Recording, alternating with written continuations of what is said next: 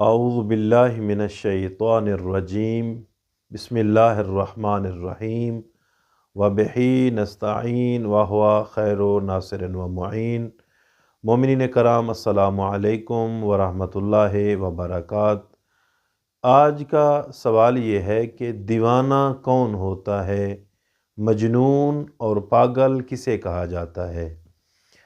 اللہ کے رسول کی زبانی آج دیکھتے ہیں کہ دیوانہ، مجنون یا پاگل کسے کہتے ہیں۔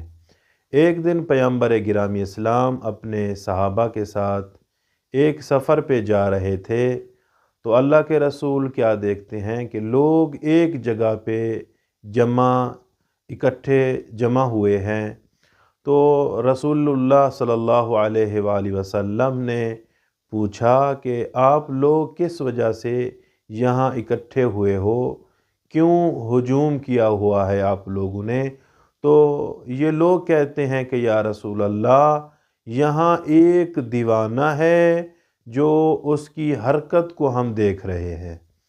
تو جیسے اللہ کے رسول آئے اور آ کر دیکھا، کہتے ہیں کہ یہ تو دیوانہ نہیں ہے، یہ مریض ہے جو اپنی مرض میں مبتلا ہے، جس کی وجہ سے اس کی یہ حرکتیں ہیں۔ تو اللہ کے رسول نے سب لوگوں کو اپنے طرف متوجہ کیا اور فرمایا، کیا میں آپ لوگوں کو حقیقی مجنون، حقیقی پاگل، حقیقی دیوانہ نہ بتاؤں؟ تو صحابہ نے عرض کی، یا رسول اللہ جی، ہمیں حقیقی مجنون کی تعریف بتائیے۔ تو اللہ کے رسول نے فرمایا کہ حقیقی دیوانہ وہ ہوتا ہے جو تکبر کرنے والا ہوتا ہے۔ مثلاً کوئی انسان ہے جو اپنی جوانی پہ تکبر کرتا ہے، تو کوئی انسان ہے جو اپنے حسن پہ تکبر کرتا ہے، کوئی انسان ہے جو اپنی دولت پہ تکبر کرتا ہے، تو جب زمین کے اوپر چلتا ہے تو اکڑ کے چلتا ہے۔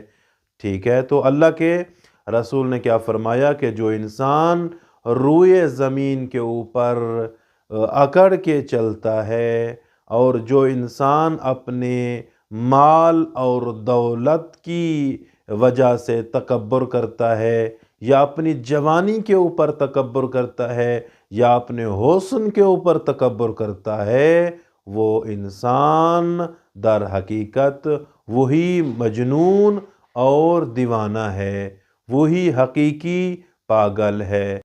دعا ہے رب کائنات اللہ رب العزت ہمیں اس تکبر جیسی موذی مرض سے بچائے، اور ہم اللہ رب العزت سے دعا کے طلبگار ہیں کہ رب العزت ہمیں تکبر جیسی منحوس بیماری سے محفوظ فرمائے۔ والسلام علیکم ورحمۃ اللہ وبرکاتہ۔